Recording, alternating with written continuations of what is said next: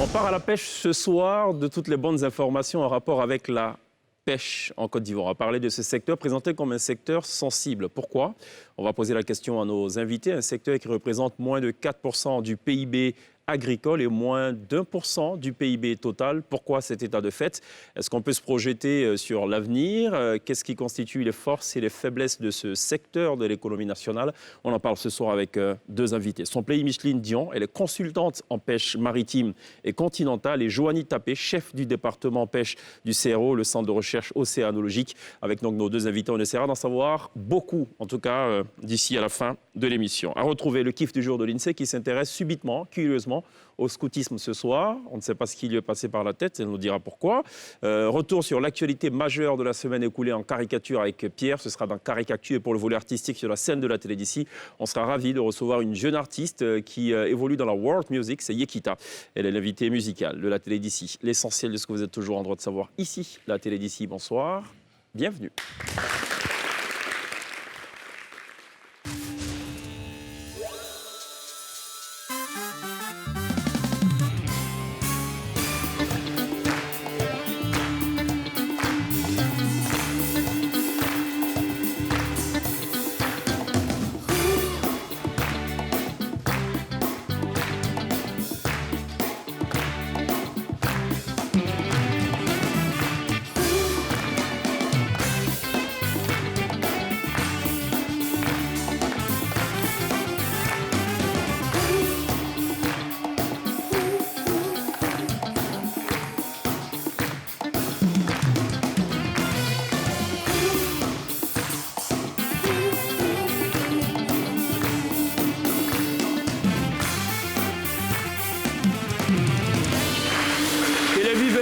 Ce soir, dans la télé d'ici sur NCI, votre rendez-vous quotidien du lundi au vendredi sur NCI, la première chaîne de télévision privée de Côte d'Ivoire. Le rendez-vous, donc, c'est à 18h40 pour savoir des choses qui vous intéressent. L'objectif, évidemment, étant de s'informer le plus possible, au maximum, dans la télé d'ici sur NCI. Ce soir, on va parler de pêche artisanale comme industrielle, on va parler de recherche, on va parler aussi de développement durable. La pêche ne concerne pas que les populations d'aujourd'hui, au contraire, il faut aussi penser aux populations de demain. Ai-je tort, son pays Micheline Dion de le dire ainsi? Bonsoir, bienvenue. Bonsoir, merci beaucoup. C'est bien de penser à demain? C'est bien penser à demain, bien sûr. Est-ce que vous pensez qu'on pense à demain? Oui. Ah bon? Oui, avec les politiques qui sont en train d'être mises en place, je pense qu'on pense à demain. D'accord, c'est rassurant. Merci d'être là. Merci de répondre favorablement à l'invitation de la télé d'ici. Joanie Tapé, je rappelle que vous êtes chef du département pêche du CRO, vous êtes chercheur. Bonsoir, bienvenue. Merci. Vous avez choisi de garder votre masque et c'est évidemment, on le respecte. Vous avez certainement de très bonnes raisons de le faire. Merci en tout cas d'être là. Le centre de recherche océanologique, peut-être pour le présenter brièvement, quelle est sa vocation? D'abord, le centre est situé dans la zone portuaire. D'accord, donc c'est une EPN. Établissement public national. Voilà, c'est ça. Et la grande vocation, c'est d'étudier les populations de poissons. D'accord, et puis de voir dans quelles conditions on peut faire une pêche qui est durable. D'accord, c'est la vocation. Très bien. Merci d'être là. L'INSEE, vous allez parler de scoutisme ce soir. Oui. Qu'est-ce qui ne va pas? Non, tout va bien. Tout va bien? Mais hier, c'était la journée mondiale du scoutisme. Ah, d'accord. C'est pour ça que j'ai décidé d'en parler. Et puis aussi, on ne s'intéresse pas assez peut-être au scoutisme. D'accord, c'est vrai. C'est très judicieux, du coup. On comprend tout, là. Ça va? Très bien, et vous? Très bien. Pierre, ça va? Très bien, oui. Pêcheur, par moment? J'aimerais bien, mais j'adore le poisson, par contre. D'accord. J'ai jamais fait de la pêche. D'accord. Je parle de pêche avec accent circonflexe, hein? Oui, j'espère Oui. bien. Très bien. Alors, Micheline Dion, pourquoi on dit que le secteur, sinon la filière de la pêche, est un secteur sensible de l'économie? OK. Merci beaucoup. Je pense que, vu l'importance même de la pêche en tant que telle, et vu aussi que ça participe beaucoup à la sécurité alimentaire, à la création des emplois et à tout ce que ça a comme activité, la pêche est un pan très important dans le développement, surtout dans le développement de façon globale, mais dans le développement agricole. Donc, partant de ces grands axes, on peut dire aujourd'hui que la pêche est est vraiment très important dans tout ce qui est développement. Bon, j'ai une question vraiment très banale. Je regardais les stats. On est à moins de 4% du PIB agricole. Est-ce à dire tout de suite que les Ivoiriens mangent beaucoup plus de viande que de poisson? Non.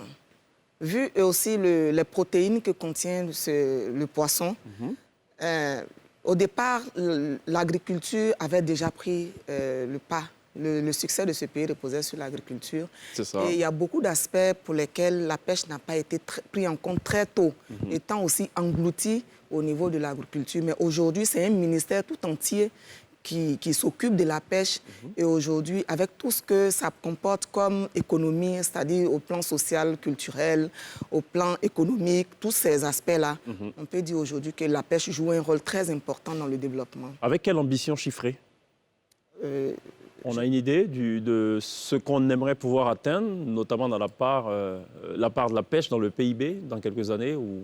Moi, nous, on n'a pas vraiment vu tout de suite ça, mais on voit qu'il faut que la population ivoirienne soit nourrie et soit autosuffisante en termes de produits halieutiques. Sommes-nous autosuffisants? Pas encore, parce qu'on dépend encore beaucoup de l'extérieur. Bien vrai que les politiques sont en train d'être mises en œuvre. Et tout ce qu'on a aujourd'hui élaboré comme documentation, comme accompagnement, on peut espérer que la pêche puisse revenir au plus grand niveau. Joanie Tapé, pourquoi on n'est pas autosuffisant en poisson? Pourquoi on n'est pas autosuffisant? On m'a demandé plusieurs fois. Et la première raison, c'est parce que la zone de vie, parce que le poisson, c'est comme un être humain, il vit sur un territoire. Et donc, la zone de vie du poisson est relativement petite. Voilà, ça c'est vraiment la raison majeure. D'accord. Donc, on trouve le poisson sur une bande qui est très mince.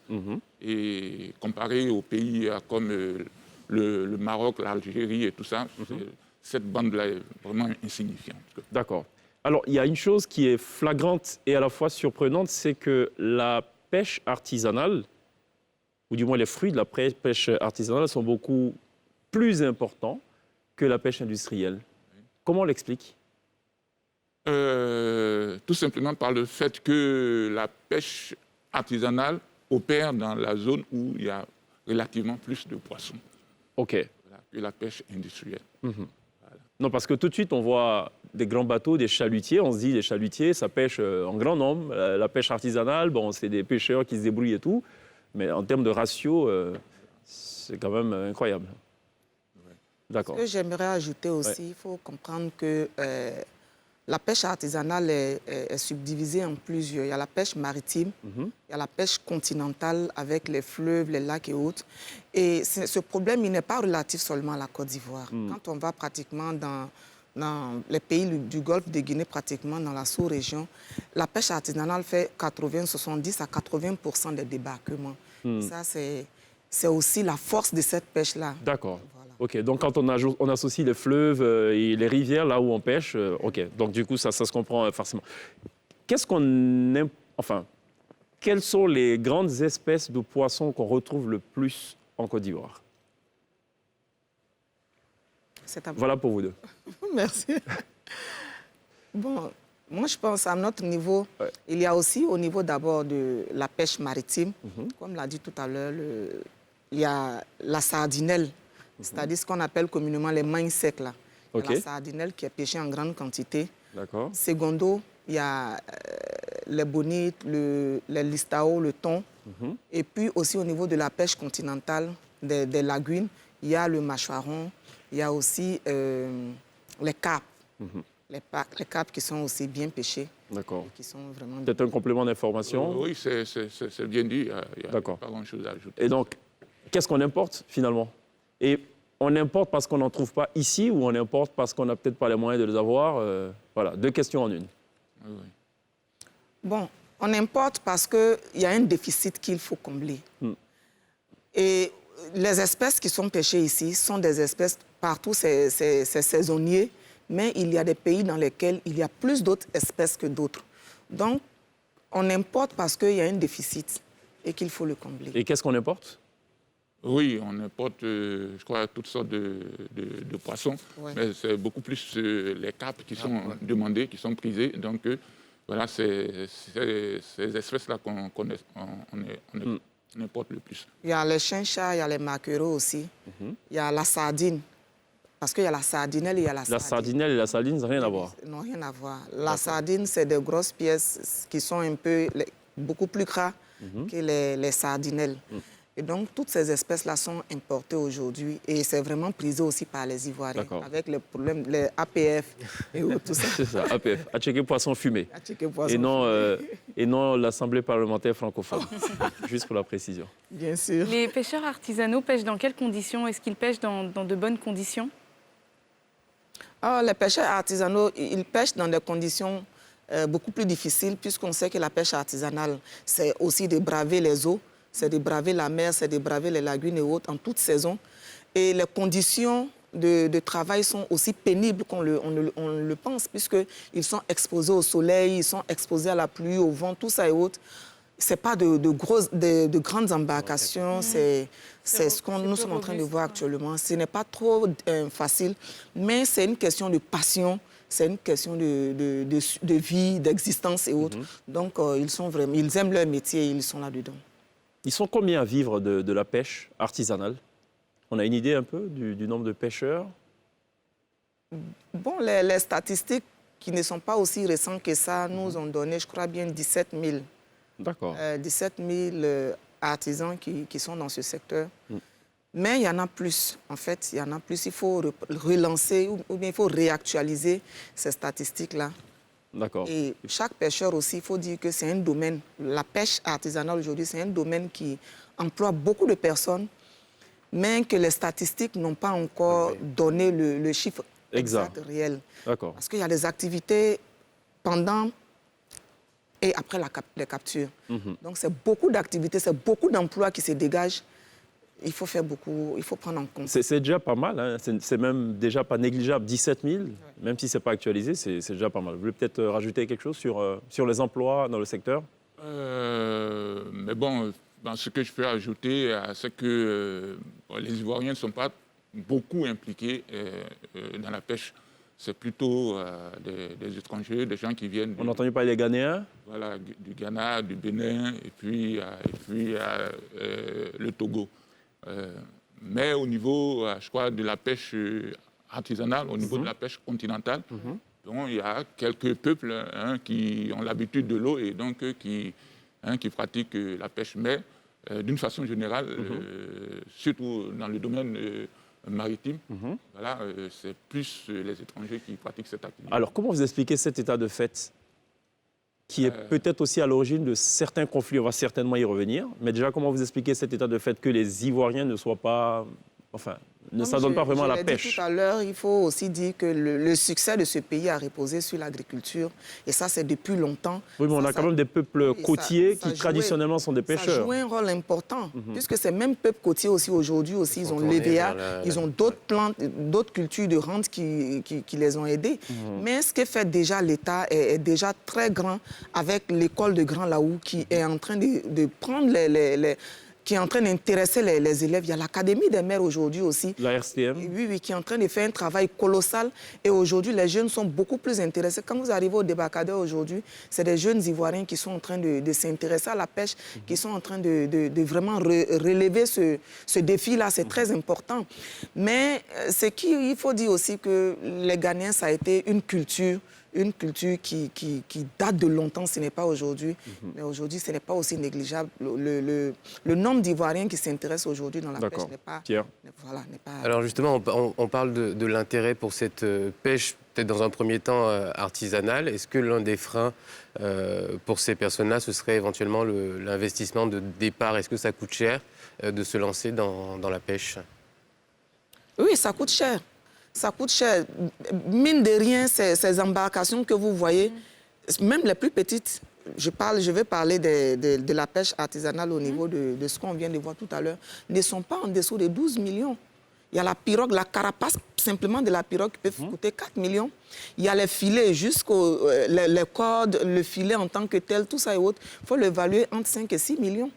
Et maintenant, il y a tout ce qui est accompagnement, les assiettes, tout ce qu'ils ont à bord de cette pirogue-là.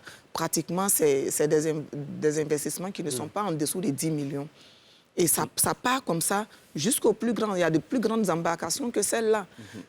La pêche coûte cher, mais elle est beaucoup plus rentable. D'accord. Elle est rentable, ça, il faut le dire. Quand on n'est pas dans le métier, on peut ne pas la prendre au sérieux. Mais nous qui y sommes à l'intérieur, c'est important. Est-ce que c'est essentiellement de l'informel? Parce que pour les images qu'on voit, on est vraiment dans l'artisanal, c'est clair. Mais est-ce que c'est pour autant de l'informel? Ou est-ce plutôt un secteur qui est parfaitement structuré, avec une régulation qui est connue de tous? Non, mais aujourd'hui, il y a le ministère qui s'en occupe vraiment très bien parce qu'il y a les licences qui sont données. Les pêcheurs, ils ne peuvent plus aller à la pêche comme ça. Il y a les licences, les pirogues sont immatriculées. Il y a la formation aujourd'hui qui se dégage. Moi, avec nous, on a déjà vu des pêcheurs faire la formation par rapport à la qualité, à l'hygiène des produits, comment glacer les produits. Il y a quand même une politique qui est en train de se mettre en place et qui est en train de suivre son cours. Je le disais tout à l'heure, c'est parce que l'agriculture a pris le pas, mais aujourd'hui, vu l'importance des capitaux, vu l'importance des devis qui sortent pour aller chercher le poisson pour venir, la politique ivoirienne aujourd'hui est très orientée sur cette pêche-là. Et ça, c'est très important pour les années à venir. Est-ce qu'il y a de la compétition si, par exemple, moi, demain, je veux me lancer dans la pêche? Est-ce qu'en face de moi, je vais avoir des personnes qui vont me dire non, tu ne peux pas venir pêcher ici, ici, c'est mon territoire et il faut que tu trouves un autre coin? Oh, bien sûr, dans certaines zones, ça... Est-ce qu'il y a des sortes de cartels pour être encore plus... Oui. Ce problème peut beaucoup se poser au niveau artisanal. Parce que les riverains pensent que l'eau leur appartient. Donc, c'est eux qui réglementent en quelque sorte l'accès ou l'utilisation de cette eau-là. Mais au niveau maritime, au niveau maritime, par exemple, vous prenez un village comme, en tout cas, dans la zone de Grand Laou, il y a un village comme Lojoa, c'est un petit village. Et dans ce village, il y a une partie de la lagune et qui arrive. Et donc, les riverains, les populations qui vivent là, les autres autochtones, ils pensent que l'eau est leur propriété. Donc, si c'est leur propriété, tu n'as pas le droit d'aller pêcher dedans. Quelqu'un du village, peut utiliser cette eau, peut pêcher, mais quelqu'un qui vient de l'extérieur va payer des taxes. En tout cas, il y a une certaine réglementation qui est mise en place par la chefferie pour l'utilisation de cette eau. Alors, vous dites qu'ils pensent que l'eau leur appartient. À la vérité, ça ne leur appartient pas. C'est ce qu'il faut dire? Moi, je n'ai pas fouillé vraiment la question, mais je pense que c'est le domaine de l'État, je pense. Hein. Oui, parce que est-ce que la réflexion est la même pour une terre? Vous savez, le foncier rural, en théorie, on dit que la terre appartient aux propriétaires ancestraux.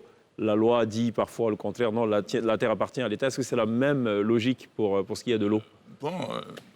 Franchement... Vos recherches ne vous ont pas mené à là. C'est sûr, mais en général, sur les côtes, on a jusqu'à un certain nombre de mètres jusqu'au bord de la plage qui appartient... C'est le domaine public. À l'État. C'est ça. Moi, je comprends un peu la position de ces personnes-là, d'autant plus que la pêche artisanale aujourd'hui est considérée comme leur moyen d'existence. Et donc, s'ils sont ils sont là, peut-être qu'ils ne vont pas permettre que d'autres viennent pour récupérer ce qui leur permet de vivre, de se nourrir. Je pense que peut-être c'est dans ce domaine-là qu'ils essaient de protéger un peu leur moyen d'existence. À mon avis, bien sûr. À mon avis, c'est ce que je peux apporter à cela comme réponse. OK. Marquons une pause. On va aller à la pub. Okay. Et après, vous pourrez réagir donc à la préoccupation de l'INSEE. À tout de suite.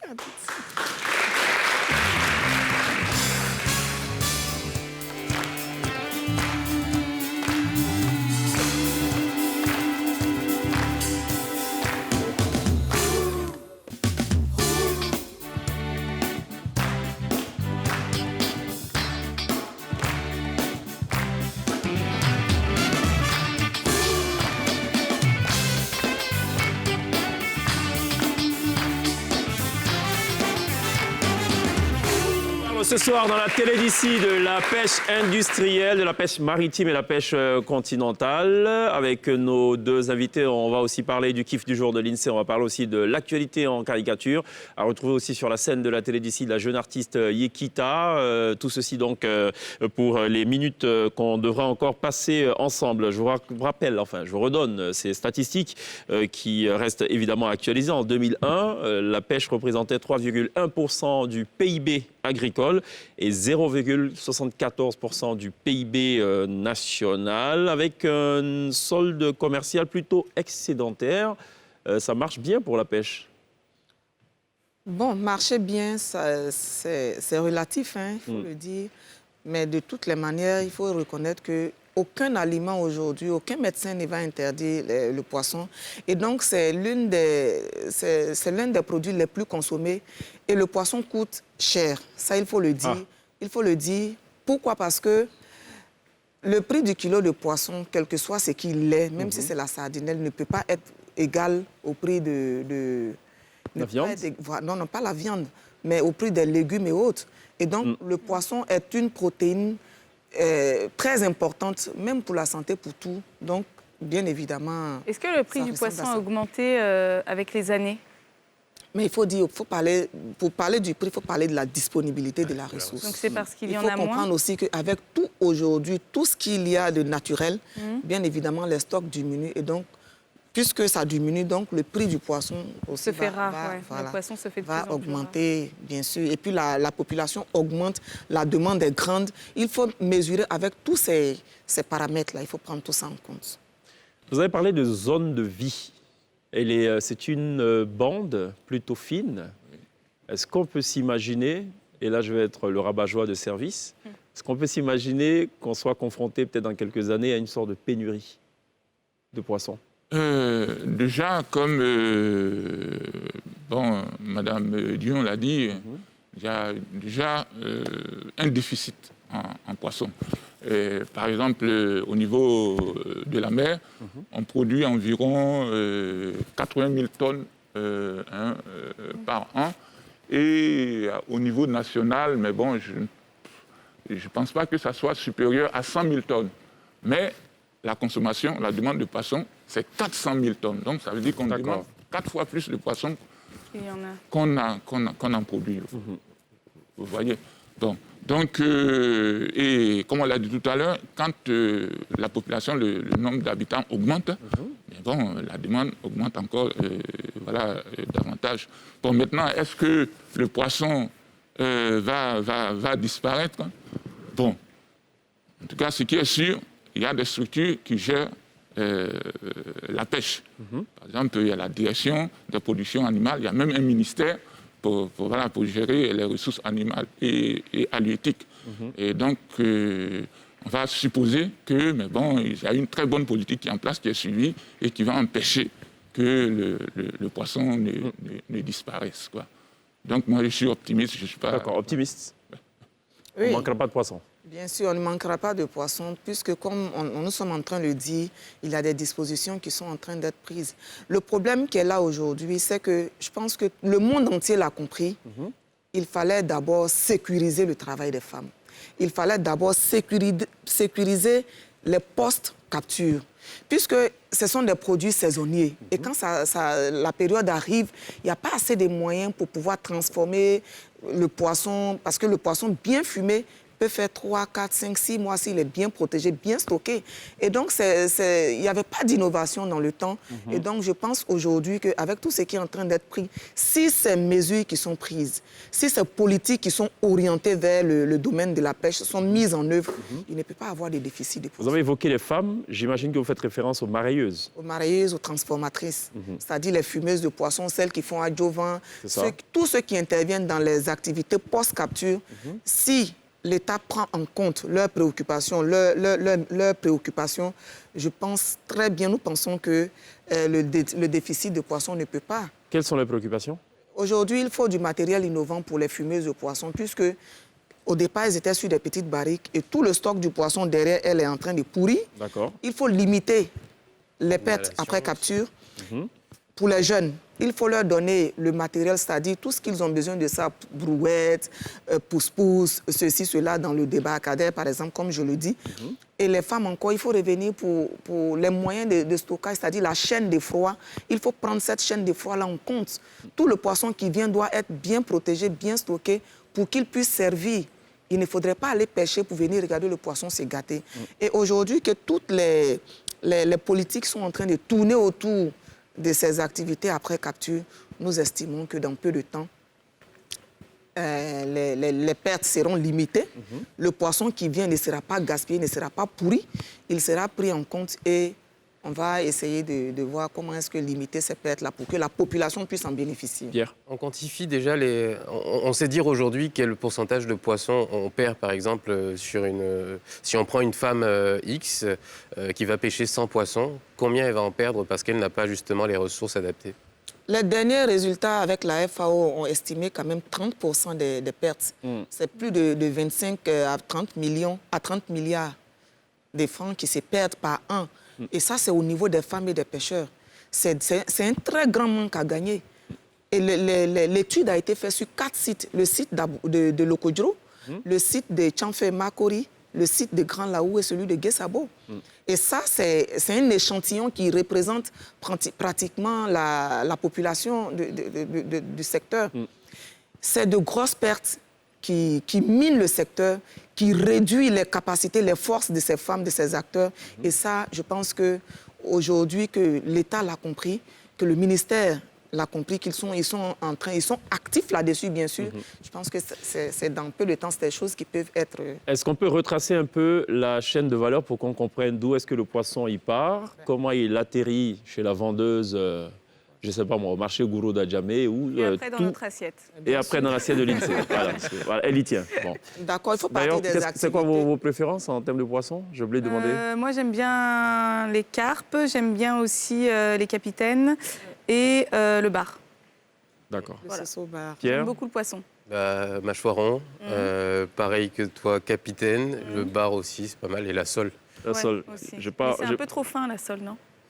Oui, Il y a des bonnes pièces. Il y a des bonnes pièces de sol. Il y a de bonnes pièces. Bon, voilà. Allez, refaisons la chaîne de valeur. Ouais. La chaine des valeurs, il faut d'abord déjà prendre les activités avant la capture, c'est-à-dire tout ce qui est ramadage de filets, tout ce qui est concertation entre le pêcheur et la mareyeur, tout ce qui est des activités avant capture, comment est-ce que le pêcheur même va aller voir la pirogue, ceci, cela, ça c'est les activités avant capture. Et pendant la capture, c'est quand le pêcheur est en mer. Qu'est-ce qu'il va faire? La glace, la nourriture, les médicaments, tout ce qu'il faut pour qu'il parte en mer. Des médicaments pour lui-même? Parce que souvent, oui, ils font 2 jours, 3 jours en mer. Ils ont souvent des accidents à bord des pirogues. Ils ont des accidents avec d'autres pêcheurs, d'autres pirogues. Et tout ça, ils préviennent, il y a des médicaments quand même, il y a la boîte pharmaceutique qui est là. Et maintenant, le plus important, c'est après les captures. Quand le pêcheur revient, il y a la mareilleuse qui intervient d'abord, qui est le premier contact du pêcheur. Après la mareilleuse, il y a les chargeurs qui vont commencer à débarquer le poisson. Après eux, on a les découpeurs qui vont nettoyer, découper, tout ça et autres. Maintenant, la transformatrice, la femme qui va faire adjuvant ou poisson fumé, elle intervient.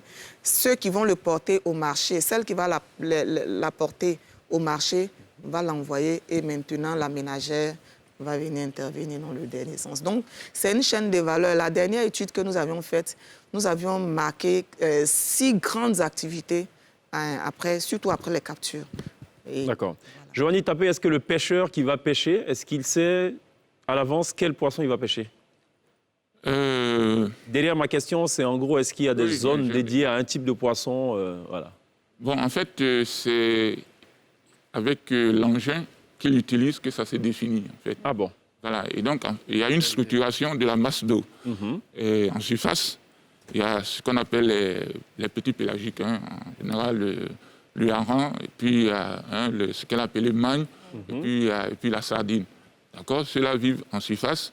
Et puis, au milieu, et puis vers le fond, il y a les capes, les capitaines, et tout ça. Donc, il y a une structuration. Et donc, le pêcheur, il va calibrer, il va fabriquer son engin en fonction du type de poisson qu'il veut capturer. Donc, s'il veut attraper des magnes, par exemple. Mais bon, il y a des dispositifs qu'il met sur son filet pour que le filet ne descende pas, il reste en surface. Et donc, voilà, il prend ce qui est en surface. Et maintenant, s'il veut attraper ce qui est au fond, voilà, il ne met pas les flotteurs là-dessus, il met beaucoup plus les plombs pour que voilà, le filet plonge et qu'il ramasse ce qui... Voilà. Là, on parle de la pêche industrielle. Hein? Oui, on parce parle que c'est assez sophistiqué, ce process-là. Bon. Maintenant, au niveau... Oui, de la pêche artisanale aussi pour soutenir... non, ça, c'est au niveau de la mer. Okay. D'accord, au niveau de la mer. mer. Où la profondeur est vraiment très grande. Maintenant, au niveau continental, honnêtement, ce n'est pas mon domaine, mais j'imagine que c'est un peu aussi la même chose. Il va y avoir des zones où on attrape... des silures, il y a des zones où on attrape des crevettes. Bon, en tout cas, les zones sont spécialisées. D'accord. Ouais. Micheline? Oui. Bon, sur la zone continentale? Oui. Ça dépend. La pêche dépend du matériel que le pêcheur emploie. S'il a préparé des filets pour prendre les bonites, pour prendre le thon, il aura du thon. C'est vrai que par moment, il y a des prises, ce qu'on appelle les prises accidentelles, c'est-à-dire il y a des poissons qui viennent se mélanger là-dedans, mais quand même, il faut dire que c'est une pêche qui est assez structurée. Quand le pêcheur a préparé des filets pour les sosos, il aura les sosos. Quand il a préparé son hameçon, par exemple, pour le thon, il va avoir le thon. D'accord. Mais il y a des prises accidentelles, ce qu'on ne peut pas ignorer. Rapidement, Pierre. Vous parlez de raréfaction de la ressource. Est-ce que, donc, du coup, aujourd'hui, quand on pêche, on a des tailles de poissons au-delà desquelles, en dessous plutôt, quand le poisson est trop petit, est-ce qu'on est obligé de le relâcher? Est-ce que c'est surveillé? Est-ce que ça fonctionne? Oui. Bon, au niveau de la surveillance, c'est plus observé pour les thons, parce que les thons sont très, très demandés par la communauté européenne, par exemple. Et donc, il paye à l'État de Côte d'Ivoire une certaine contrepartie pour pouvoir pêcher ce thon-là. Donc, la pêche du thon est très surveillée. Et au niveau mondial, il y a vraiment une structure qu'on appelle I4, voilà, qui surveille la capture. Voilà, OK. On va certainement y revenir dans quelques instants. Juste pour ma gouverne, est-ce que la Côte d'Ivoire ou Abidjan ou le port autonome est toujours le premier port tonnier d'Afrique? C'est toujours valable? OK. Très bien. On parlait de scoutisme avec l'INSEE? Oui. D'accord. Il y a un jingle. Tout à fait. Principe. Et après le jingle, on doit en parler en principe. Ça vous va? Ça me va. Allons au jingle. Je me mets même en condition, regardez. Hop là. OK. Alors, donc, comme ça, j'espère que c'est bon. Donc aujourd'hui, pour mon kiff du jour, je vous parle de scoutisme, puisqu'hier, c'était la journée mondiale du scoutisme. Alors, être scout, qu'est-ce que c'est? Eh bien, c'est un mouvement d'éducation pour les jeunes ayant pour but de contribuer à leur développement intellectuel, spirituel, social, physique et affectif. À ce jour, en Côte d'Ivoire, on compte plus de 20 000 scouts répartis donc, sur l'ensemble du territoire. Et les scouts sont engagés dans de nombreuses causes telles que la santé, la formation et l'insertion des jeunes, la promotion du leadership féminin, la protection de l'environnement et la culture de la paix. Les scouts travaillent actuellement en partenariat avec l'UNICEF sur un projet de renforcement des capacités de 500 jeunes sur les life skills, c'est les compétences psychosociales pour la paix. Le programme concerne 11 localités du Grand Abidjan et il est important aussi de souligner que l'Organisation mondiale du mouvement scout a été nommée cette année prix Nobel de l'année 2021. Bon. Merci l'INSEE pour toutes ces informations. On marque une pause. On se retrouve dans quelques instants, juste après cet écran publicitaire.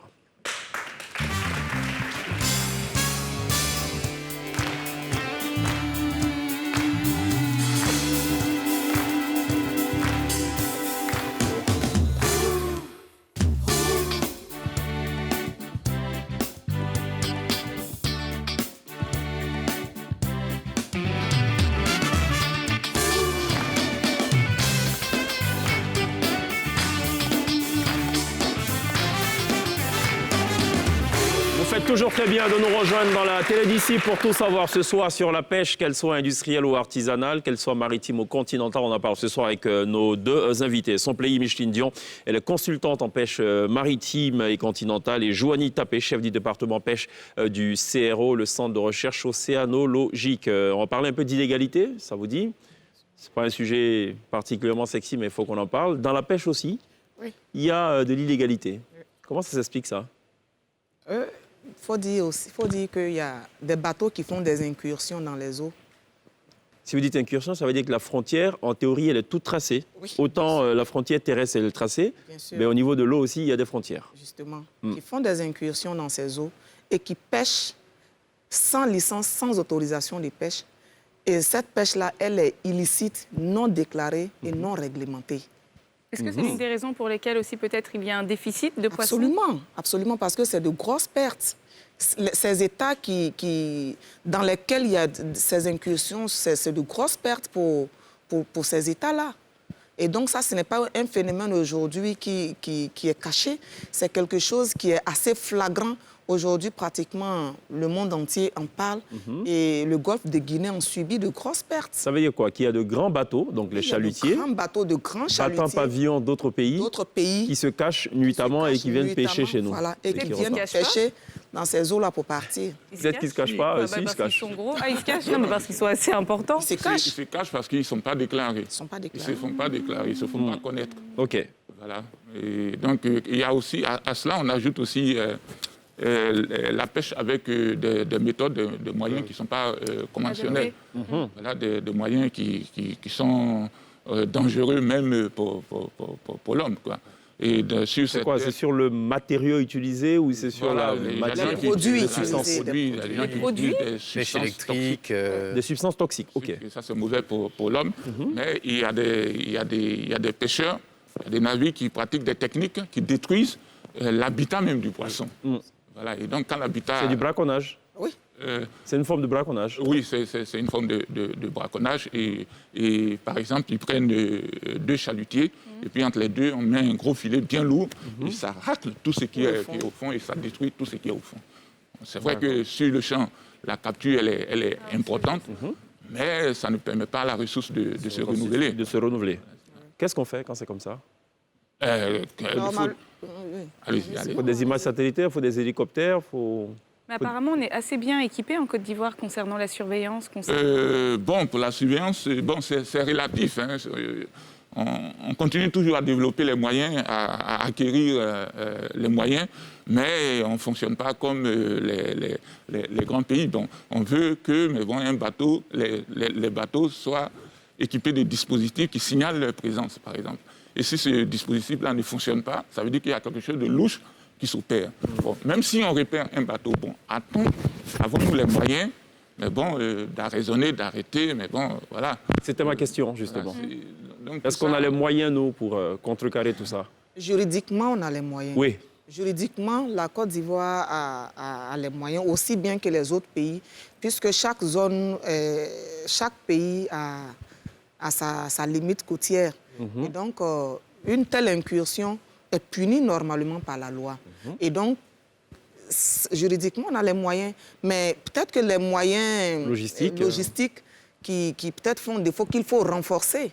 Et aussi, moi, au cours d'une réunion, nous avions proposé qu'il y ait une surveillance participative.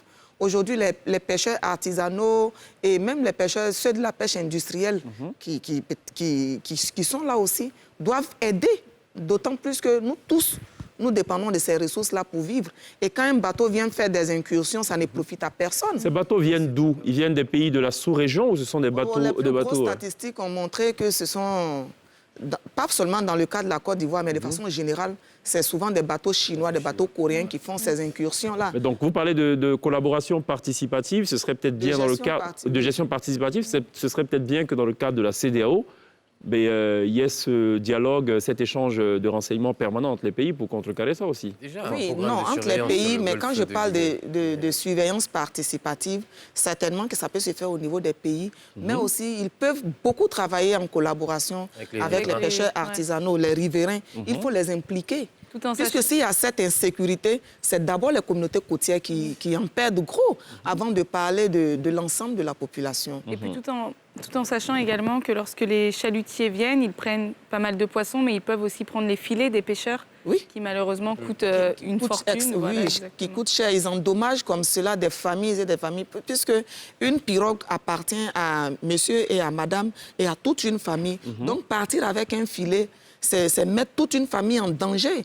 Et ces bateaux-là ne font pas seulement que pêcher, détruire les habitats ou bien toute la biodiversité, mais ils impactent très négativement les communautés côtières, aussi bien les familles. Et c'est un phénomène qui est très dangereux pour l'ensemble des pays. C'est pour cela qu'ils doivent, ces pays-là, surtout au niveau du Golfe de Guinée, il y a ce qu'on appelle le comité des pays du Golfe de Guinée, le CPCO. Ils doivent se mettre ensemble pour lutter contre cette pêche illicite-là qui ne profite pas du tout au pays. Et ça, c'est un très gros dommage. C'est un très gros dommage. Et le seul visage de la pêche illicite, ce serait celui qui vient de l'extérieur. Est-ce qu'on peut envisager ce cas-là à l'intérieur des frontières? Cette pêche illicite-là, il faut dire que pour celle qui est des incursions des bateaux, c'est le plus gros impact négatif par rapport à la pêche artisanale qui peut-être, puisqu'ils ont peut-être faim, ils n'ont pas assez de moyens, le poisson ne sort pas, ils vont utiliser des moyens. Mais le plus gros impact négatif, c'est celui des incursions.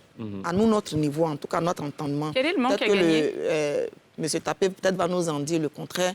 Mais le plus gros impact négatif, ce sont ces incursions-là, qui sont des pêches non déclarées. Et puis souvent, quand ils prennent, ils ne vendent même pas ça dans le pays dans lequel ils sont venus pêcher sans battre le pavillon de ce pays. Et ils s'en vont avec la capture. Et ça, c'est ce qui est encore très dangereux, d'autant plus que... un risque de... La population n'en profite pas. Ils s'en vont avec ça. Ils vont se faire de la fortune ailleurs. Et c'est le pays qui en perd. Ça, au niveau local aussi, il y a des phénomènes de pêche illicite, hein, surtout dans le domaine, comment on appelle ça, de la pêche continentale. Avec les bozos. Utiliser, par exemple, des filets qui sont prohibés. Par exemple, les mailles qui sont tellement petites que ça ne laisse pas partir les petits poissons. Voilà. Et ça, et puis, bon, il y a des qualités de filets aussi qui détruisent beaucoup les populations de poissons. Donc, au niveau local, il y a ce phénomène-là. Mais bon, le phénomène qu'on décrit le plus, c'est au niveau des thons parce que l'enjeu du thon est mondial. D'accord. Voilà. Est-ce que la pollution a quelque chose aussi à voir dans ces pertes? Oui, les pollutions marines ont un impact aussi négatif sur ces captures-là. D'autant plus que ces déchets vont se poser souvent dans les endroits, sous les mangroves, souvent là où les poissons vont pour se reproduire. Et quand ces endroits-là sont très pollués, bien évidemment, ça va agir sur la nature, sur la reproduction. Et donc, il y a un problème qui se pose. Alors, on parle de quelle pollution? Celle qui consiste à jeter... On peut parler on parle de la pollution industrielle? Oui, industrielle. Par exemple, dans la région de Grand Laou, où il y a une unité d'extraction de manganèse. Et donc, il y a ce produit-là qui se déverse dans la lagune. On ne peut même pas, quand vous êtes sur la lagune, vous avez même du mal à respirer. D'accord. Donc, ça crée des grandes mortalités. Bon, ça crée une zone où le poisson ne peut pas vivre du tout. Qui est chargé de surveiller ça? C'est le CIAPOL? Le Centre ivoirien anti-pollution? Oui, anti-pollution, mais c'est toutes les forces qui doivent se réunir. Parce que la pollution, c'est quelque chose... Aujourd'hui, il y a des campagnes de sensibilisation qui sont menées. On sait aujourd'hui que les eaux constituent les endroits de déversement des produits, même des restes humains, des produits médicaux, des usines et autres qui... Voilà, qui ne alors peuvent que pas. ça, alors qu'il y a, aussi, quand il y a des bateaux pétroliers qui échouent, bien qui font des choses, ça prend souvent la surface de l'eau. Et ça aussi, ce sont des impacts qui agissent sur la capture, sur les ressources. Et donc, c'est négatif. Est-ce qu'il arrive aussi que certains chalutiers déversent des substances chimiques en haute mer, se débarrassent de déchets qui ne sont pas retraités avant? Bon, oui, bon, ce qu'on a dénoncé, c'est les eaux de vie, quoi, les eaux usées à bord du navire qui sont déversées sans traitement. Mais bon, si on prend notre territoire, est-ce que ça a beaucoup d'impact? Enfin, c'est des phénomènes qui ne sont pas très reportés, quoi. En théorie, on parle de ça, mais bon... mais on ne signale pas ça comme... les causes majeures. Cause majeure. D'accord. Alors, on parlait de... Allez-y, Je allez-y. voulais signaler de toutes les manières, toute pollution a un impact négatif dans ces eaux-là. Ça, c'est clair. D'accord. Voilà. Quelle que soit la forme et Quelle que soit la forme, que ce soit les déchets plastiques, que ce soit les restes des usines, que ce soit des accidents causés et puis le produit sort des bateaux. Quelle que soit la nature de la pollution, c'est un danger pour les eaux, pour les océans, pour la mer, pour tout. Ça, c'est Alors, clair. je suis un peu alerté parce que vous dites taper, vous dites que le thon est un enjeu mondial. Qu'est-ce qu'il faut en entendre? Parce que les Européens s'intéressent au thon, les Américains s'intéressent au thon, les Asiatiques Énormément. s'intéressent au thon. Et on a mis en place une institution pour pouvoir gérer voilà, les stocks de thon, pour pouvoir étudier spécialement le thon. Comment ça se présente? Bon, et cette institution, on appelle ça ICAT, et qui a, je crois que le siège, ça doit être, si je ne me trompe pas, c'est en Espagne. Et bon, c'est une institution qui fonctionne très bien, même qui soutient même la recherche. Et c'est une institution aussi, mais bon, qui achète le droit de pêcher dans beaucoup de pays africains. Quoi. D'accord. Qui essaie de Il faut aussi réguler donc ajouter tout ça. que le Oui. thon est une espèce hautement migratoire. Elle est considérée comme l'une des espèces qui n'appartient pas à un pays. Et donc, si le thon arrive dans un pays, les accords, au niveau des accords de pêche, au niveau des accords que l'Union européenne ou alors d'autres pays signent avec le pays, le thon peut être pêché. Mais le thon, ce n'est pas une espèce qui appartient particulièrement à un pays. C'est une D'accord. espèce migratoire qui est gérée, comme Ok. M. Tapé l'a dit, par cette institution-là, cette D'accord. institution mondiale. En gros, c'est un peu comme l'histoire du manguier qui s'enracine chez le voisin et dont les fruits sortent chez l'autre voisin. C'est comme ça. Bon, on ne sait pas Oui, qui est le mais propriétaire. il y a quand même une petite nuance. Quoi. Voilà, parce que, mais bon, pour pouvoir pêcher le thon sur mon territoire, tu dois payer. Oui. C'est ça. Si on dit que ça n'appartient à personne, ça veut dire que, mais bon, tout le monde peut pêcher sans payer. Est-ce que je peux passer la main par-dessus la clôture pour dire, bon, comme ça s'est enraciné chez moi le manguier, je peux couper la mangue chez le voisin? Non. Non, voisin, tout voilà, est- en tout cas, tout est réglementé Bon, au niveau du il y a- thon. C'est compliqué cette affaire. C'est réglementé. Absolument. Voilà. On a bien Ça, compris. c'est clair. On va parler de l'actualité de la semaine écoulée en caricature. C'est Pierre qui s'y colle. Alors Pierre, vous expliquez un peu le principe de cette affaire?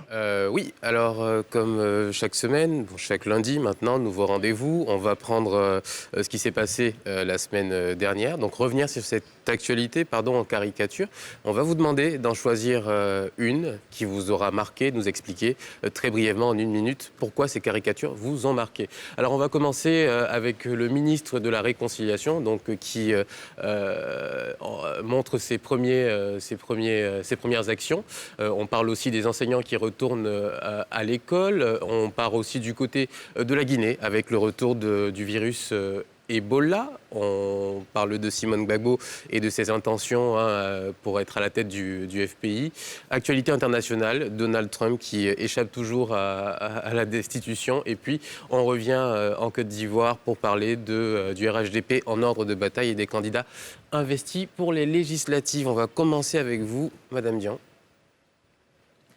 Bon, moi, je pense bien que je me retourne directement vers la réconciliation. D'autant plus que nous-mêmes, nous sommes en train de faire la promotion de la cohésion sociale au niveau de nos activités, au niveau des acteurs. Et particulièrement, cet aspect me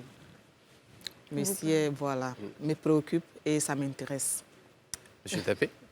Oui, moi, ce qui m'a apporté beaucoup d'inquiétude, c'est la résurgence de l'Ebola. Voilà, on a pensé que cette maladie qui a causé beaucoup de soucis, beaucoup de morts, avait complètement disparu. Et voilà qu'on a comme on appelle ça, la Covid sous les bras. Puis encore cette maladie qui revient, moi, ça m'a vraiment beaucoup préoccupé. Comme monsieur Tapé, c'est vrai que Ebola se signale encore. J'ai l'impression qu'on n'en a toujours pas terminé avec la Covid. J'ai l'impression que c'est... en plus, le virus se propage assez rapidement aussi. Donc, espérons qu'il n'arrive pas ici en Côte d'Ivoire. Voilà. D'accord. Le gouvernement s'est voulu rassurant. Pour l'instant, il n'y a aucun cas. Avant, je vais juste parler rapidement des enseignants qui retournent à l'école, donc qui qui vont se former. La formation, elle est de tous les âges, elle est de toutes les corporations. On est tous unanimes pour dire que le niveau de l'enseignement décline au fil des ans. Les enseignants ont aussi leurs responsabilités, absolument. Et donc, d'ailleurs, quand on voit certains écrits de certains enseignants sur les réseaux sociaux, on se pose beaucoup de questions. Donc, s'ils vont à l'école, c'est une bonne chose. Ouais. Et puis c'est bien, enfin, la formation, comme vous l'avez... Enfin, n'a pas d'âge, quoi. Ah, ça. Ouais, mais C'est toujours bien Il d'apprendre. faut des updates, ouais, Tout ça, à c'est fait. sûr. Pierre? Moi, j'ai choisi Simone Gbagbo, donc avec des intentions de créer une faction politique, ce qu'elle a démenti. Mais c'est toujours intéressant donc, de voir l'évolution d'un parti, de ses acteurs, et puis dans la situation actuelle qu'on connaît qui est compliquée, ce parti qui est tellement morcelé. Donc, on attend de voir ce que ça va donner. D'accord. Et les jambes qui ont été remplacées par des racines? Enraciné dans Voilà. le FPI. Enraciné dans vraiment le à la FPI. source. Très bien. Parfait. Enracinons-nous dans la pub. On se retrouve après pour le dernier virage de cette émission consacrée entièrement à la pêche en Côte d'Ivoire.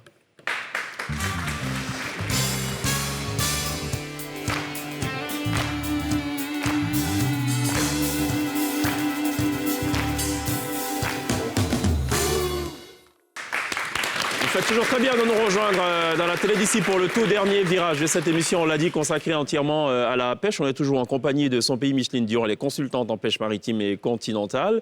Alors, vous tenez absolument à parler de mareyeuses, de ces braves dames qui opèrent dans ce secteur. Oui, pour ce qu'elles donnent en termes d'activité, ces femmes elles sont vraiment braves. Elles bravent le matin pour se rendre au travail. Tout ce qu'elles font aujourd'hui, elles ont besoin de soutien et il faut les soutenir pour pouvoir limiter tout ce qui est difficulté, tout ce qui est problème. Il faut essayer de les relancer, les soutenir tout ce qu'elles mènent comme activité. Est-ce que le centre Mohamed VI est d'un quelconque apport finalement? Oui. Ça, il faut dire que le gouvernement a joué un grand coup. Le débarcadère Mohamed VI, c'est un lieu vraiment bien, un cadre bien, avec des fours améliorés, la halle de criée, la garderie d'enfants bien équipée. Je pense que cette infrastructure de très grande portée est un pôle de développement important pour les femmes qui travaillent dans le secteur. D'accord. Il m'en voudrait énormément, foncièrement, les téléspectateurs, de ne pas poser cette question. Pourquoi le port de pêche est si insalubre? Le port de pêche a besoin d'être réaménagé, a besoin de beaucoup d'infrastructures encore pour pouvoir remettre la Côte d'Ivoire à un niveau encore plus important. D'accord. Je parlais plutôt de la partie vente de poissons et tout. Je pense qu'on s'est compris. Bien sûr. D'accord. Bien sûr. Donc, on est d'accord que ce n'est pas propre, il faut des moyens pour... Il faut des moyens. Très bien. Joanie Tapé, alors, perspective, du coup, vous êtes chercheur. Oui, donc le poisson, on a montré que c'est très important parce que ça produit de l'argent, ça fait vivre des familles. Mais les stocks de poissons, c'est des ressources qui peuvent s'épuiser aussi. Et, voilà, et donc, il faut surveiller le renouvellement des stocks de poissons. Donc, pour ça, il faut définir des zones. Il y a des zones où les poissons vont se reproduire, qu'il faut surveiller, ou qu'il faut réglementer, où il faut interdire la pratique de la pêche, ou même qu'il faut fermer de façon saisonnière l'accès à ces zones-là. D'accord. La nouvelle aire marine protégée, c'est une très bonne nouvelle. C'est la première en Côte d'Ivoire. Voilà, c'est ça. Ça vous rassure, Voilà, quelque part. ouais. Il faut en multiplier même d'ailleurs. Il faut en multiplier. Micheline Dior, merci d'être passée par la télé d'ici.